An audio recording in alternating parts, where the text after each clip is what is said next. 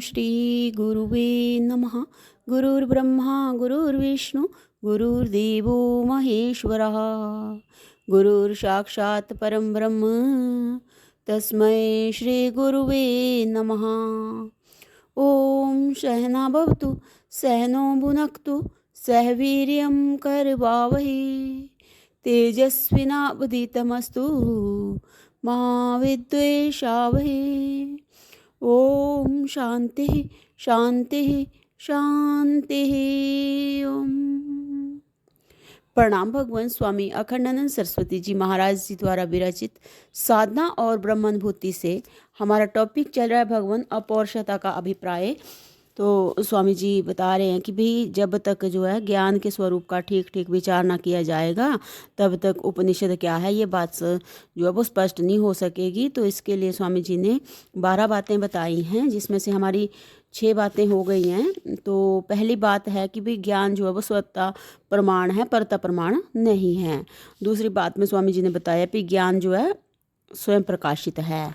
तीसरी बात में बताया कि ज्ञान काल परिच्छिन्न नहीं है। और चौथी बात में बताया कि ज्ञान में देश परिच्छेद भी नहीं है।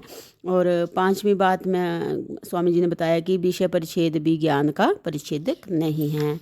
और छठी बात में बताया कि विज्ञान में ज्ञातृत्व और ज्ञेयत्व का भेद भी औपाधिक ही है। तो अब सातवीं बात में स्वामी जी बता रहे हैं कि ज्ञान हेतु फलात्मक नहीं है। ज्ञान हेतु फलात्मक नहीं है। ज्ञान की उत्पत्ति स्वीकार करने पर उसके प्रागभाव की अर्थात उसकी उत्पत्ति के पहले की स्थिति बतानी पड़ेगी, परंतु ज्ञान के बिना उसकी भी स्थिति नहीं बतलाई जा सकती। अभिप्राय यह है कि ज्ञान का जन्म नहीं होता। अंतःकरण की शुद्धि स्थिति एवं अथवा निर्विषयता भी ज्ञान की जननी नहीं है, विचार की जननी है। विचार के द्वारा वृत्त्यात्मक ज्ञान परिपुष्ट होता है और दृढ़ होने पर वह अज्ञान का नहीं अज्ञान भ्रांति का निवर्तक होता है। प्रक्रिया ग्रंथों के अनुसार यह वृत्त्यात्मक ज्ञान भी दूसरे क्षण में नहीं रहता। यह क्षण सहित वृत्ति को और अपने व्यक्तित्व को भी बाधित कर देता है।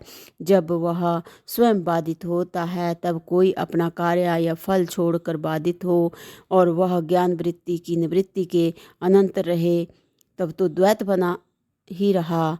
इसलिए हेतुता और फलता की कल्पना ही मिटती है। हेतु और फल तो कुछ है ही नहीं जिनकी ज्ञान से निवृत्ति होती हो।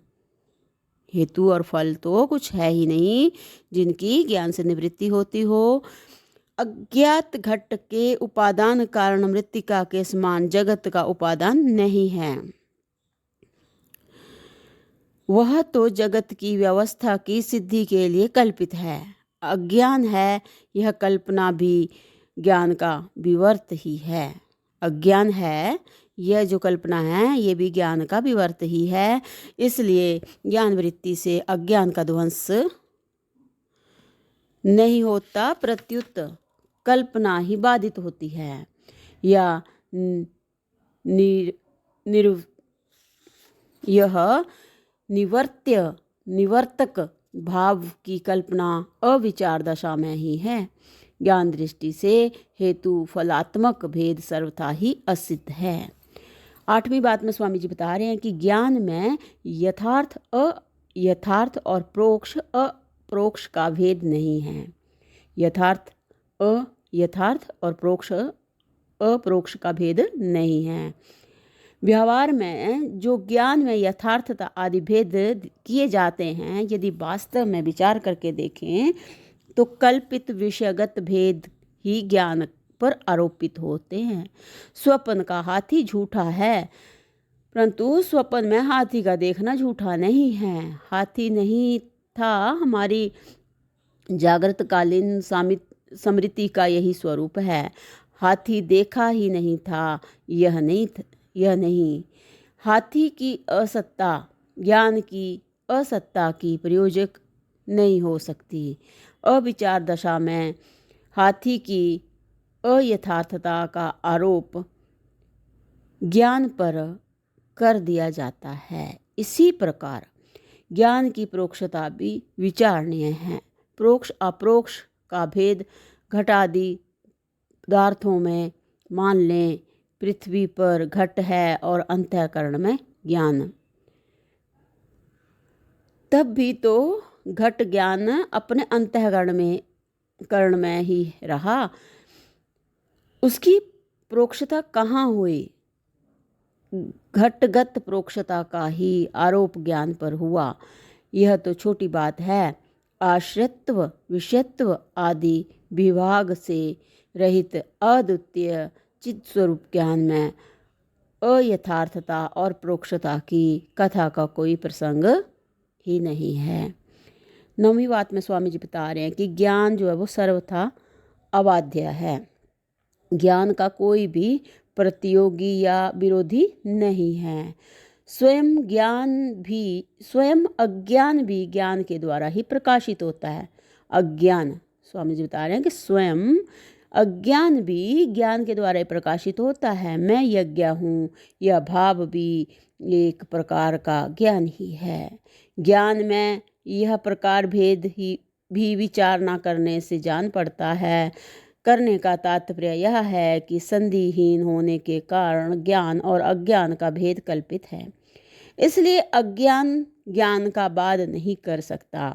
ज्ञान के बाद की कल्पना करने पर यह प्रश्न होता है कि ज्ञान का बाद ज्ञात होगा या अज्ञात या ससाक्षणिक होगा या